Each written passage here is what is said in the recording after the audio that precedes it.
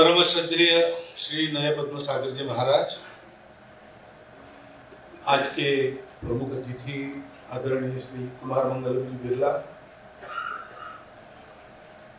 भारत विकास परिषद के राष्ट्रीय अध्यक्ष आदरणीय गजेंद्र सिंह जी, महामंत्री श्रीमान श्याम शर्मा जी, श्रीमान महेश शर्मा जी, उपस्थित सभी नागरिक सज्जन, माता भगिनी,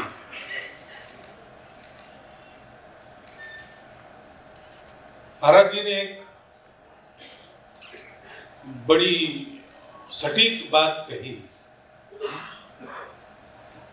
कि जैसे सूरज प्रकाश जी थे वैसी भारत विकास परिषद है।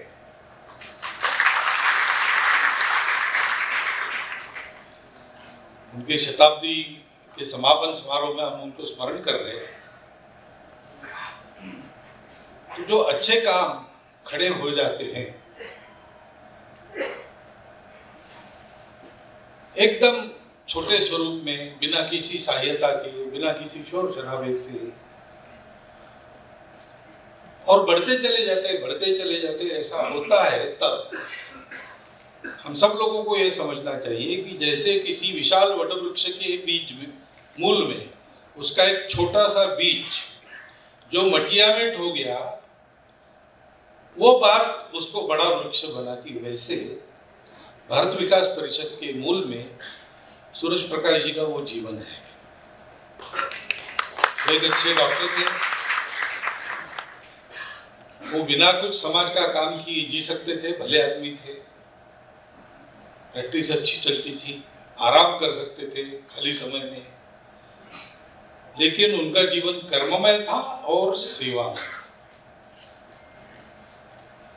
बहुत लंबा चौड़ा उनके बारे में इसलिए नहीं बोलूंगा कि उनका जीवन बीता, लौकिक रूप से तो बीत गया, परंतु भारत विकास परिषद के रूप से उनका जीवन अभी भी चल रहा है, तो बताने की आवश्यकता नहीं, आप अपनी आंखों से देख लीजिए, ऐसा कह सकते हैं। और भारत विकास परिषद के कार्यकर्ताओं को यह ध्यान में रखना है कि जिस बीज के अंतर की अभिव्यक्ति वृक्ष होता है, उस बीज को समझ के वृक्ष को वैसा ही सरसाना है, क्योंकि सेवा करने वाली संस्था इस नाते भारत विकास परिषद संभ्रांत लोगों की पहली संस्था नहीं है, और भी संस्था है, परंतु भारत में काम होना है तो और कहीं होता है, वैसा ही यहां कर लिया, ऐसा होता नहीं, ऐसा कहीं भी नहीं होता। आपने एक कार्यक्रम इस सभागृह में किया, कल अगर दूसरे सभागृह में करेंगे तो यहाँ की कई बातें आपको बदलनी पड़ेगी, क्योंकि वो अलग प्रकार से बना होगा, वहां की कैपेसिटी अलग होगी, वहां की रचना अलग होगी, कई बातें होगी। तो काम तो नकल करके नहीं होता है, काम जो होना है उसके नीचे एक अधिष्ठान होता है, उस अधिष्ठान के आधार पर काम होता है। मैं ये कह सकता हूं क्योंकि सूरज प्रकाश जी संघ के सदस्य होते हैं, और उनके समय में भी वही आज भी है, संभ्रांत लोगों की सेवा करने वाली संस्था है, जो आज है वो तब भी थी, और अपने देश के भी संभ्रांत लोग वहीं जाकर जो कुछ करना है वो करते थे। एक अलग से संस्था स्थापन करने की जरूरत क्या पड़ी? उनके संबंध सर्वत्र थे, वो तो इसी संस्थाओं में रह भी चुके थे भी भारत विकास परिषद की स्थापना के समय, लेकिन अलग से उसी काम को करने की क्या आवश्यकता उनको लगी होगी की कल्पना मैं कर सकता हूं, क्योंकि मैं भी संघ का सदस्य हूं। सेवा यह जो शब्द है वो शब्द एक ही है, उसको हम अंग्रेजी भाषांतर करते तो सर्विस कहते हैं, परंतु इसके पीछे की जो कल्पनाएं हैं वो उधर अलग है, इधर अलग है। भारत की अपनी कल्पना है सेवा की।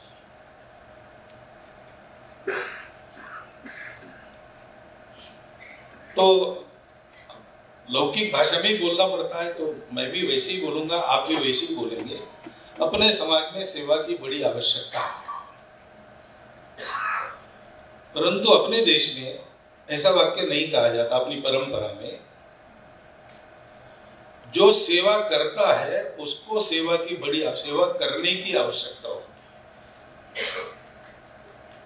अपने देश में इतना सारा समाज है, उसके पास सुविधाएं नहीं है, शिक्षा नहीं है, स्वास्थ्य के लिए व्यवस्था नहीं, ये बातें सही है और वो देनी चाहिए, ये भी सही है। लेकिन हम नहीं करेंगे तो कोई और करेगा, ये भी सही है। हमने नहीं की, किसी और ने की, ये भी हम देख रहे हैं। तो सेवा की आवश्यकता तो हमको है। और हमारे यहां ऐसा कहते हैं कि स्वामी विवेकानंद कहते थे कि ये दरिद्र नारायण और मूर्ख नारायण तुम्हारे सामने है, विनम्रता पूर्वक उसका वंदन करो। क्योंकि एक बार वो अपनी कल्पनाएं बता रहे थे। हम जानते हैं स्वामी विवेकानंद पहले से विश्वासी व्यक्ति नहीं थे, वो स्केप्टिकल थे। वो सबको पूछते थे, आपने भगवान भगवान कर रहे हैं, आप देखा है क्या, अनुभव है क्या? फिर रामकृष्ण परमहंस के पास गए तो उन्होंने कहा, देखता हूँ, रोज देखता हूँ, तुमको देखता हूँ, उससे ज्यादा स्पष्ट देखता हूँ, और तुम मेरे जैसा करोगे तो तुमको भी दिखेगा। तो उनके साथ लग गए, लेकिन रामकृष्ण परमहंस के अंत तक उनकी परीक्षा लेते रहे।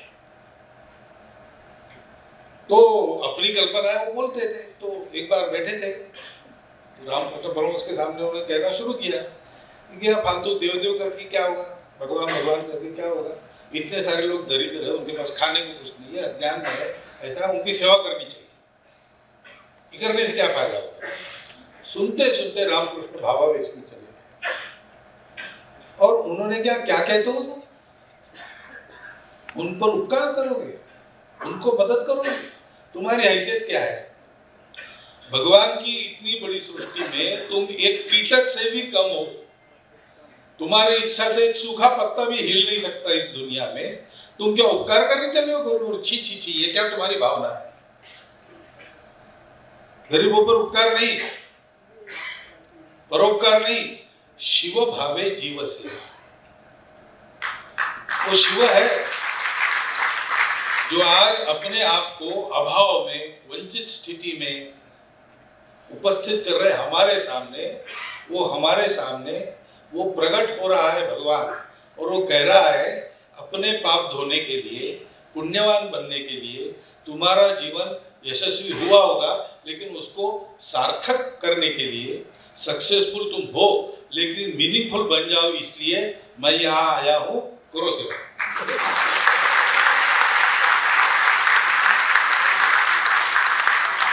ये हमारी भारत की कल्पना है सेवा, और इसलिए हमारी सेवा में अहंकार नहीं रहता।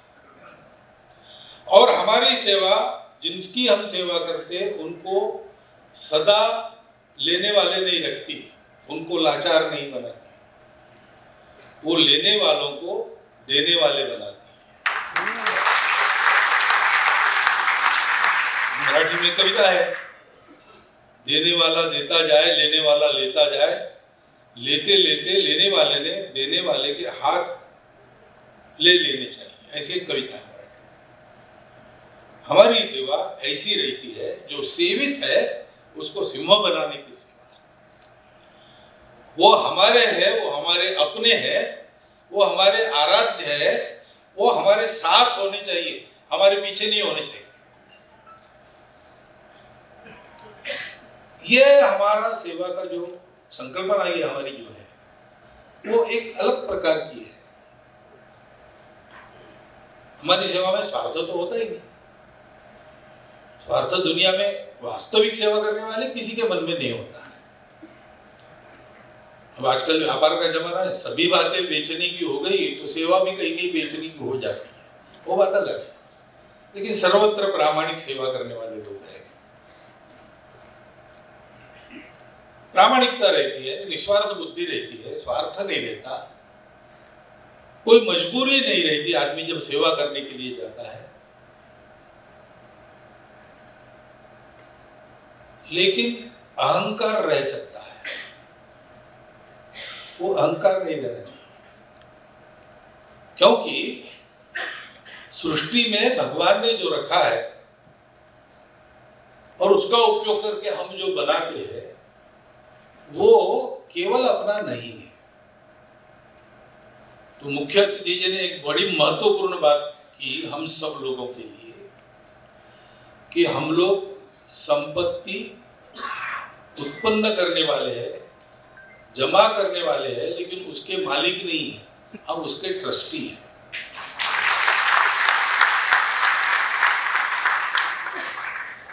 तो हमको ये ठीक से रख के उसका ठीक से विनियोग करना है।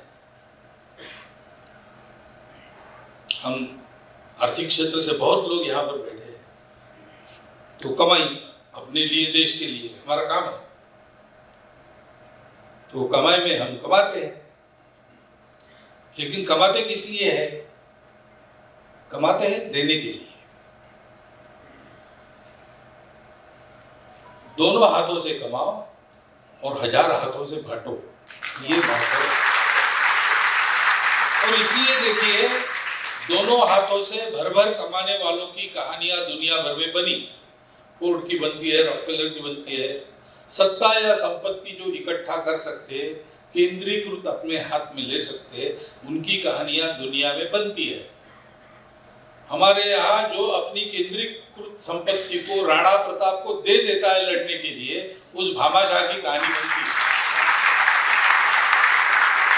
चलकर आई हुई सत्ता को पितृवचन से खाकर लात मार के 14 साल जन कल्याण के लिए वनों में विचरण करने वाले सत्ताधीश की कहानी हमारे यहाँ। हम भारत है, और इसलिए जब हम कहते हैं हम भारत विकास परिषद है, तो पहला शब्द तो भारत है। हमको पहले समझना पड़ेगा। महाराज जी ने कहा भारतीय आधार पर, भारतीय विचारों के अनुसार, भारत की परंपरा के अनुसार होना चाहिए, होना ही चाहिए। क्योंकि विकास उसी को कहा जाता है जो अपने अपने स्वरूप के अनुसार होता है। सर्कस में हाथी साइकिल चलाता है या फुटबॉल खेलता है, ये अजूबा जरूर है।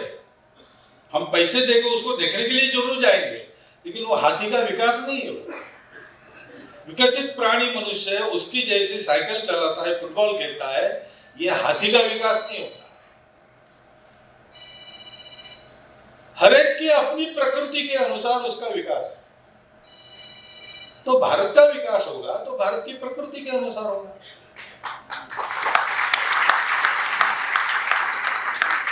और इसलिए भारत में जो कल्पना है विकास की, वो एकदम अलग है। दुनिया की विकास की कल्पना थोड़ी सी एकांगी हो जाती है।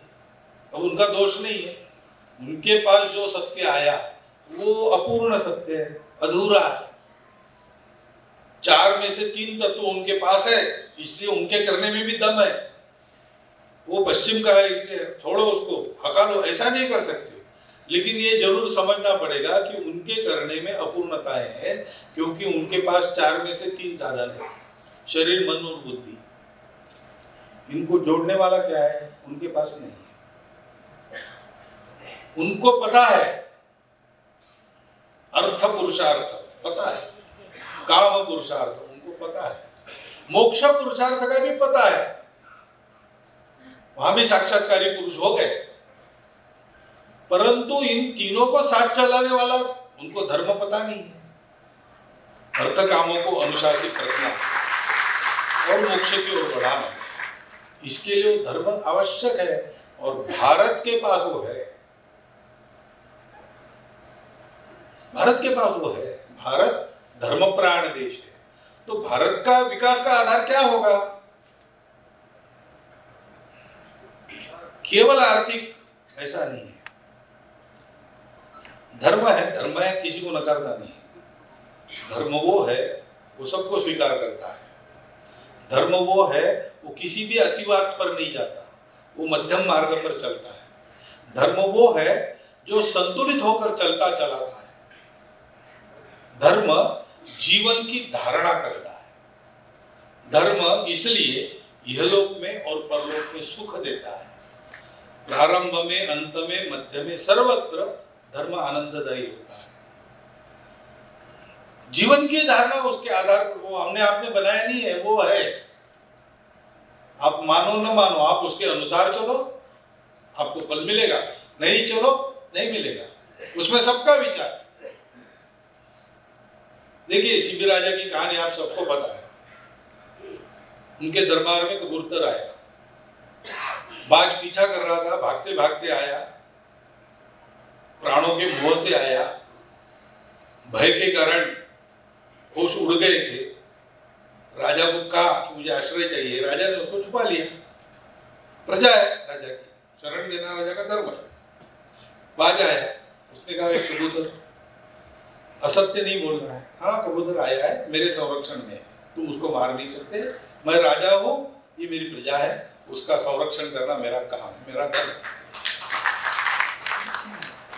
लेकिन बात चुप नहीं बैठा। बाज ने कहा बात सही है, तुम्हारा धर्म है, मुझे प्रकृति ने धर्म दिया है ऐसे पक्षियों को खा के पेट भरना, नहीं खाऊंगा तो मैं मर जाऊंगा।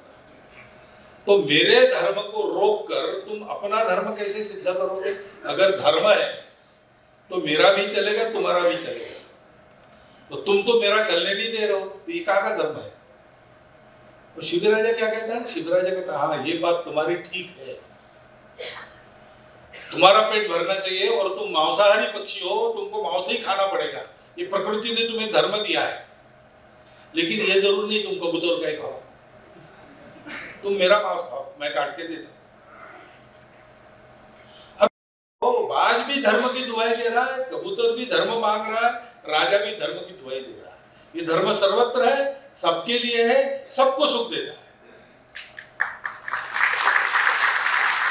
और दुनिया का सबसे श्रेष्ठ, क्योंकि उसका बुद्धि है, विचार है, चिंतन है और इंद्रियों के परे जाने की क्षमता जो विकसित कर सकता है, ऐसा एकमात्र प्राणी मनुष्य है। पशु अपने इंद्रियों के परे नहीं जा सकता, उसको जैसा बनाया है उसके उसी मर्यादा में उसको रहना है।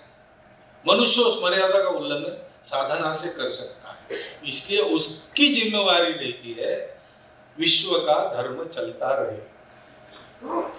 अब ये है, लेकिन वो धर्म उधर नहीं है, तो क्या हुआ? विकास तो हुआ, अच्छा विकास हुआ। फिर पर्यावरण का क्या हुआ? प्रकृति का क्या हुआ? ये धर्म मनुष्यों को सुविधा संपन्न और सुखासीन बनाता है और प्रकृति को अगर नष्ट करता है तो वो धर्म नहीं है। उसी का अनुकरण अमेरिका को देखकर, चीन को देखकर भारत करेगा तो ये भारत का विकास नहीं है। ये विकास हो सकता है, लेकिन भारत चाइना जैसा बनेगा, भारत अमेरिका जैसा बनेगा, ये भारत का विकास नहीं है। शेर बकरी के साथ खाना खाएगा, मनुष्य जैसा अहिंसक, ये शेर का विकास नहीं है, तो उसकी विकृति है। भारत का विकास होगा भारत की दृष्टि, भारत के जनों की परिस्थिति, पृष्ठभूमि, भारत के जनों की आकांक्षाएं, अपेक्षाएं, भारत के जनों का संस्कार, भारत की संस्कृति, भारत का विश्व के बारे में विचार, भारत का जीवन के बारे में विचार, इन सब के आधार पर भारत का विकास होगा। इसमें दुनिया से कुछ आने लायक है, जरूर लेंगे। हमारे लिए कोई हमारा धर्म कहता है वसुधैव कुटुंबकम, तो विश्व में हमारे लिए कुछ भी पराया नहीं है, लेकिन हम लेंगे अपने प्रकृति के अनुसार लेंगे, अपनी शर्तों पर। हम नकलची नहीं बने। और इसलिए भारत विकास परिषद ऐसा अगर हम करते हैं और हम उसके कार्यकर्ता हैं, तो पहली बात है हमको भारत को जानना चाहिए। भारत का भूगोल ये महत्व की बात है, भारत का इतिहास ये महत्वपूर्ण बात है, भारत का जन, भारत की जल संपदा, भारत की वन संपदा, भारत की जैव संपदा, ये सब जानने के विषय है। लेकिन उसके साथ साथ भारत की आत्मा है धर्म, उस धर्म के 4 मूल्य है। सत्य, करुणा, शुचिता, तपस, ये क्या है? पूजा धर्म का एक छोटा सा अंग है, वो सबका अलग अलग होता है, धर्म सबका एक होता है। ये सब जानना पड़ेगा, ये जानना पड़ेगा और इसको मानना पड़ेगा। और मानना आजकल कठिन नहीं है, पहले कठिन था। मिकौले साहब जब हमारे दिमाग में घुस बैठे थे तब तो ये बड़ा कठिन था। अब अभी पूरे बाहर नहीं गए, लेकिन है, थोड़े थोड़े है अंदर, लेकिन निकल गए। उनको निकाल बाहर करना पड़ेगा, पहली बात है। और दूसरी बात है कि हमको ये जानना पड़ेगा, क्योंकि आज विश्व सारा जिस अवस्था में है वो भारत की दृष्टि को सिद्ध कर रहा है, लेकिन ये नकारात्मक सिद्धता होगी। विकास क्यों आवश्यक है? तो पहली बात है कि हम इस सृष्टि के अंग है, हमको भारत यही बताता है। तो विकास होना ही पड़ेगा, क्योंकि एक का विकास होता तो सबका विकास होता, सबके विकास में एक का विकास होता है। एक का विकास होगा, सब जाए खड्डे में, ऐसा कहते हैं तो विकास नहीं होता है। विकसित मनुष्य वही है जो स्वयं अच्छा है और उसके संपर्क में जितने आते हैं वो सब अच्छे बनते उसके कारण। नहीं तो ऊंचा भया तो क्या भया, जैसे ताल खजूर पथिगंज को छाया नहीं, फल लागे अति दूर। ऐसा विकास किसी काम का नहीं है।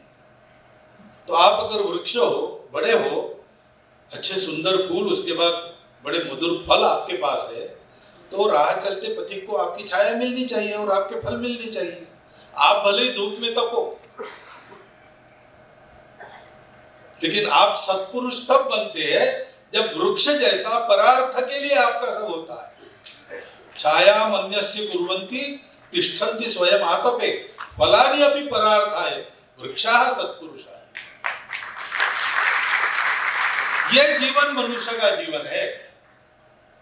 पशु का जीवन अपने लिए होता है, अपना हो गया तो बाकी विचार ही नहीं करता। घास खाएगा, पेट भरने तक खाएगा, तब तक किसी को नहीं खाने देगा दूसरे को। उसका पेट भर गया तो उस घास का क्या हुआ चिंता नहीं करता, कल के लिए गट्ठर बांध के घर नहीं ले जाता। उसको विचार ही नहीं है। अपनी प्राकृतिक वासनाएं तृप्त हो गई, जब तक वो तृप्त है तब तक पशु दुनिया में है, नहीं किसी को पता नहीं चलता। मनुष्य का ऐसा नहीं है। मनुष्य अगर करनी करे तो नर का नारायण बन जाए, ऐसा कहते हैं। विपरीत करनी करे तो नर का नराधम भी बनता है। मनुष्य में ही राक्षस होता है, मनुष्य में ही देव होता है। जाना किधर अपना चॉइस है, और हमारे लिए हमारे पूर्वजों ने वो चॉइस बना के रखा है, हमको दूसरा चॉइस नहीं है। भारत इसी के लिए प्रसिद्ध है। भारत से सबकी यही अपेक्षा है। भारत ये करेगा तब भारत बड़ा बनेगा। ऐसा बनता है। आप चाहो ना चाहो, वेश बन जाते हैं ना। गांधी जी का चित्र है, गांधी जी का एक स्वरूप है जो नित्य परिचित है, वैसे ही उनकी मूर्तियां वगैरह बनती है। लेकिन बचपन से गांधी जी वैसे ही थे क्या? ऐसा नहीं है। उनके अलग अलग वेशों में, वो इंग्लैंड गए तब का फोटो है, वापस आए तब का फोटो है, तरह तरह के। लेकिन प्रचलित चित्र कौन सा है? वही है। तो गांधी जी का चित्र निकालो, ऐसा स्कूलों में बच्चों को कहेंगे तो वो वैसा ही निकालेंगे। छत्रपति शिवाजी महाराज का निकालना है तो वैसा ही निकालेंगे। उनके अन्य स्वरूप भी होंगे, बचपन में होंगे, भोजन करते समय का अलग होगा, सब होगा। लेकिन वो नहीं, जनता के मन में प्रतिमा गांधी जी ऐसे, शिवाजी महाराज ऐसे, लोकमान्य तिलक ऐसे, ये पक्का है। दूसरे रूप में जाएंगे तो जनता पहचानेगी नहीं। ऐसे भारत का जो रूप दुनिया ने देखा है वही रूप प्रचलित है। भारत विश्व के लिए शांति सुखदाता विश्व गुरु है। इसको उसी रूप में खड़ा करना पड़ेगा। वो अपने लिए नहीं जीता। बाकी सारे देश बने तो अपने सामूहिक स्वार्थों की रक्षा के लिए एक कृत्रिम बंधन, उसको कायम रखने वाली सत्ता, इनको लेकर बने। इनका अपना अपना है, दुनिया में कुछ ना कुछ संदेश उनको भी देना। वो भौतिकता में संदेश है सारे, उसको पूर्ण करने के बाद वो नष्ट हो जाता है। भारत कुछ बात है कि हस्ती मिटती नहीं हमारी, क्या सदियों से रहा दुश्मन दौरे जहां हमारा, ऐसा होने के बाद भी हस्ती मिटती नहीं। क्यों? इसलिए कि भारत की आवश्यकता जब तक सृष्टि है तब तक है, तो इसलिए भारत है और भारत चलता रहेगा। भारत का संदेश क्या है? एतद् देश प्रसूतस्य सकाशादग्र जन्मना स्वं स्वं चरित्रम शिक्षेरन् पृथिव्यां सर्वमा। सारे पृथ्वी के मानव हमारे जीवन से अपनी शिक्षा प्राप्त करें, उनको अपने अपने जीवन से शिक्षित करना, ये दुनिया में बड़े भाई, क्योंकि हम सबसे प्राचीन है होने के नाते हमारा कर्तव्य है। इस कर्तव्य को पूर्ण करने के लिए भारत उठता है। इस कर्तव्य की आवश्यकता नहीं है तो भारत उठता नहीं है, लाख पटको नहीं होगा। और इस कर्तव्य की आवश्यकता उपस्थित हो गई तो अगर पिछले 100 साल में हम लोगों का जो चरित्र रहा, जो करतूतें रही हमारी, उसका डाटा कंप्यूटर को फीड करेंगे तो वो कहेगा कि इनको तो दुनिया में होना ही नहीं चाहिए, ऐसे लोग हैं। लेकिन हम हैं और हम अच्छे होते चले जा रहे हैं, गुणों में भी और स्थिति में, क्योंकि उसकी आवश्यकता है। दुनिया मांग रही है, तीसरा उपाय चाहिए, ये करके देख लिया, वो करके देख लिया, व्यक्ति को व्यक्तिवादी बनकर देख लिया, समाजवादी बनकर देख लिया, ईश्वर को मानने वाले बनकर देख लिया, नास्तिक बनकर देख लिया, विज्ञानवादी बनकर देख लिया, लेकिन कहीं पर हमारी समस्याएं कम नहीं होती, उलट नई नई समस्याएं खड़ी हो जाती। तो हमारे सब प्रयोग 2000 साल में हमने जो किए वो अधूरे रह गए और अपयशी हो गए। अब रास्ता हमारे पास नहीं, एक ही है भारत। और इसलिए भारत का विकास दुनिया की आवश्यकता है और हमारी आपकी तो है ही, क्योंकि हमारा तो रोज का अनुभव है ना। अब बताएं हमारे प्रमुख अतिथि ने क्या क्या हो रहा है भारत में। यहाँ भारत जैसे जैसे बड़ा हो रहा है, सुरक्षित हो रहा है, सामर्थ्य संपन्न हो रहा है, वैभव संपन्न जैसे जैसे हो रहा है, वैसे वैसे दुनिया भर में पहले भारतीयों की गर्दन अपने आप ऊंची हुई।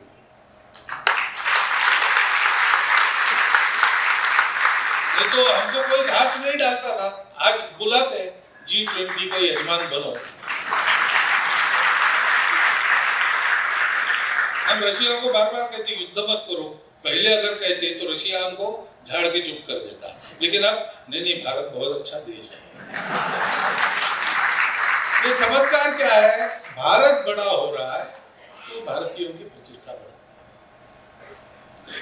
और इसलिए भारत का विकास हमारे आपके और हमारे आपके कुटुंबों की सुरक्षा प्रतिष्ठा के लिए अनिवार्य आवश्यकता है।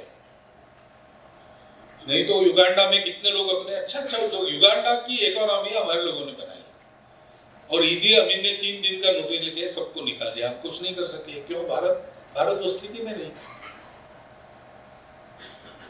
और इसलिए उसका विकास है, हमारी भी आवश्यकता है। सेवा करना, भारतीय समाज को निर्दोष बनाना, भारतीय समाज का कोई अंग पीछे नहीं रहे इसको देखना, ये हमारे लिए पुण्य भी है और इस अर्थ में हमारा वो स्वार्थ भी है।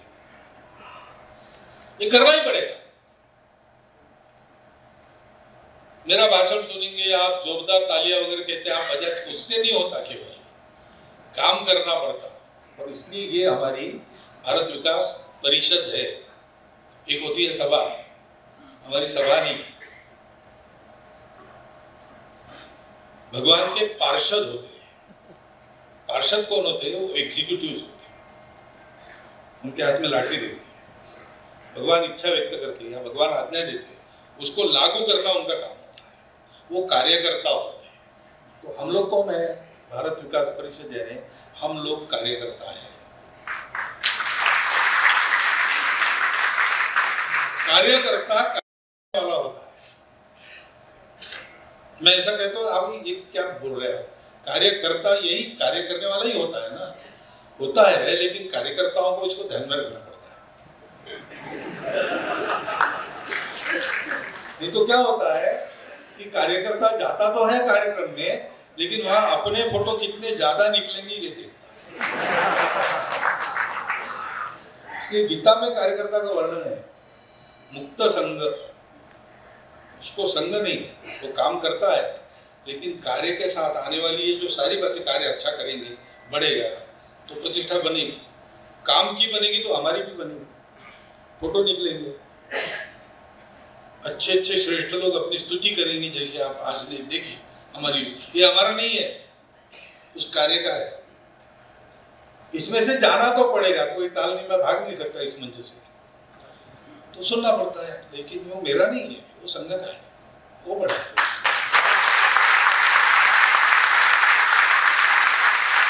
हमारा संघ अपने कार्य के साथ, केवल अपने कार्य के साथ है और कुछ नहीं। उपाधि में से जाना पड़ता है, लेकिन उपाधि में अलिप्त रहना पड़ता है, मुक्त संघ होना पड़ता है। और तब होता है जब हम अनहमवादी होंगे, मैं करूं।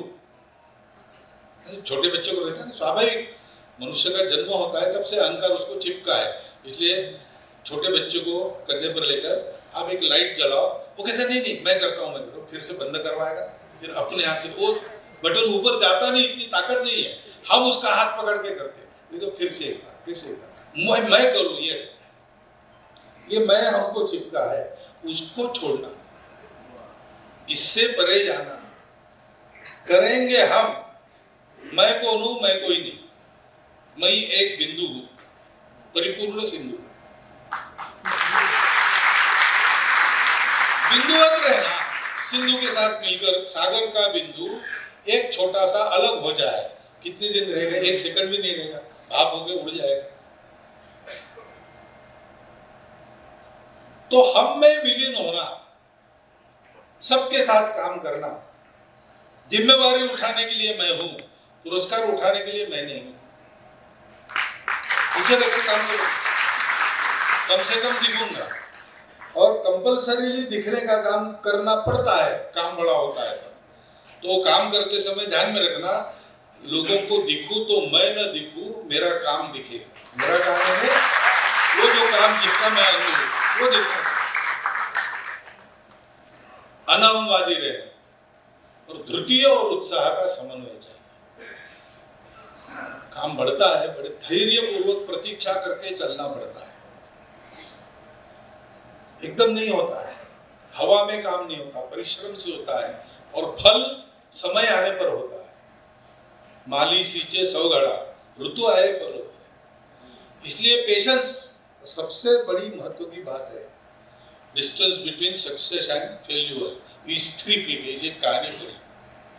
तो एक आदमी की नौकरी गई अमेरिका में, बैंक में था, कुछ गलती हो गई, आपसे निकाल दिया, और बैंक को शंका थी कि ये गड़बड़ वाला है, उन्होंने सबको नोटिस भेज दिया कि इनको निकाला है ऐसे ऐसे आरोप में, इनको नौकरी मत देना, तो सारे रास्ते बंद हो गए। और वहां पर ऐसा है कि पैसा नहीं है तो कोई भी नहीं है, तो फिर पत्नी ने भी घटस्फोट दे दिया, जाते समय अपने खावटी के लिए बंगला कार सब ले गई, इसका कुछ है नहीं, $111 जेब में और शरीर पर कपड़े, क्या करेगा? इतना निराश हो गया कि अब मैं मरूंगा, आत्महत्या करूंगा, लेकिन अब आत्महत्या करूंगा उसके पहले $111, तो जितनी चयन कर सकते हो उसकी करूंगा और फिर मर जाऊंगा, इसलिए लास वेगास गया। जानते हो आप वहाँ क्या होता है, जुआ होता है, जुआ खेलेंगे, पहुंच गया, शाम को पहुंचा, कल जाएंगे, आराम करेंगे, लेटे लेटे इवनिंग न्यूज़पेपर्स पढ़ रहा था, तो उसमें एक नीलाम की नोटिस देखी, वो तो रेगिस्तान है लास वेगास, वहाँ किसी माइनिंग कंपनी को मिला थोड़ा सा मैंगनीज, तो यहाँ मैंगनीज है तो यहाँ खनन करना चाहिए, 2-4 और कंपनी को साथ लेके उन्होंने एक जॉइंट 2 किलोमीटर लंबा 2 किलोमीटर चौड़ा ऐसा गड्ढा खोदा। अब 250 फीट चले गए, मिला ही नहीं कुछ, तो क्या करना? अब नहीं मिलेगा, नहीं मिला कि करना क्या? रेगिस्तान का 2 बाय 2 किलोमीटर और 250 फीट गहरा गड्ढा कौन लेने वाला है? वो का इसका नीलाम करेंगे, जो भी होगा, जितना आएगा आएगा, तो पैसा गया ही मिट्टी में, तो उन्होंने नीलाम की नोटिस दी थी। अब इसने भी सोचा कि चयन करने के पहले जरा बोल के देखते क्या होगा। अब गया तो ये अकेला ही था वहां, गड्ढा खरीदने कौन आएगा? तो $75 में उसने खरीद लिया। फिर मजदूर आ गए, साहब हमको आज शाम 5 बजे तक का मेहनताना मिला है, काम जारी रखे कि अब थोड़े चले जाए, क्योंकि काम तो बंद करना ही है, कुछ नहीं मिलेगा। उसने कहा नहीं, पैसा लिया है ना, 5 बजे तक खोदो। तो और 3 फीट खोदने के बाद जो सैंपल मिले उसमें मैंगनीज था।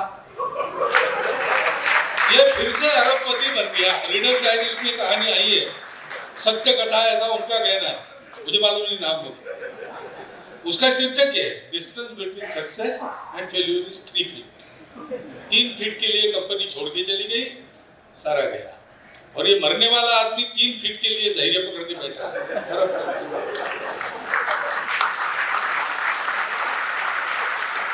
तो धैर्य भी चाहिए, उत्साह भी चाहिए। धैर्य पूर्वक शिवाजी महाराज ने प्रतापगढ़ पर प्रतीक्षा की, खूब बदनामी हुई, शिवाजी भाग गया, शिवाजी छूट गया, ऐसा कुछ नहीं हुआ था। वो प्रतीक्षा कर रहे थे कि मेरे इसमें आ जाए, फिर देखता हूं।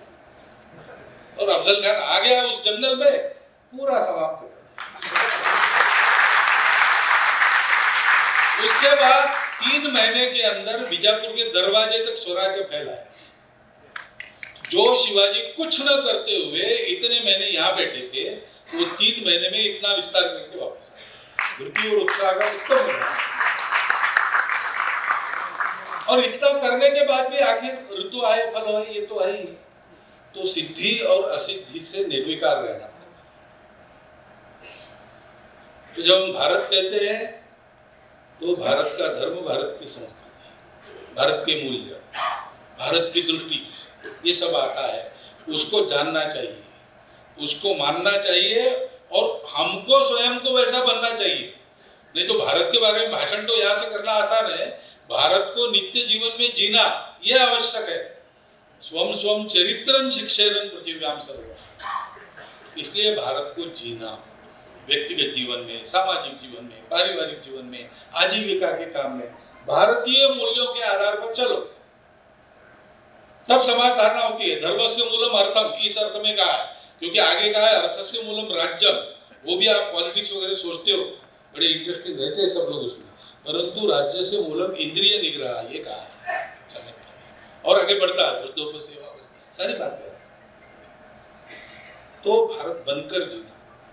और जब विकास कहते हैं तब उसके आधार पर हमारे विकास की कल्पना क्या होगी। हम सबको साथ लेकर चलते हैं। हमारे विकास में मनुष्य, मानवता पूरी और सृष्टि एक साथ चलेंगे। एक के विकास से दूसरे का अवकाश नहीं होगा, अविकास नहीं होगा। एक के विकास से सबका विकास होगा। साथ चलाने वाली हमारी पद्धति रहेगी। हमारे यहाँ व्यापार, उद्योग, कृषि हाथ में हाथ डालकर आगे बढ़ेंगे। व्यापार प्रमुख की कृषि प्रमुख, हमारे यहाँ ऐसा नहीं रहेगा। ये सब साथ चलते, सबको साथ चलाने वाला आजकल पॉपुलर घोषणा चलती है, सबका साथ सबका विकास। लेकिन देने वाले ने ऐसी ही नहीं दी होगी, क्योंकि वो भी स्वयं से।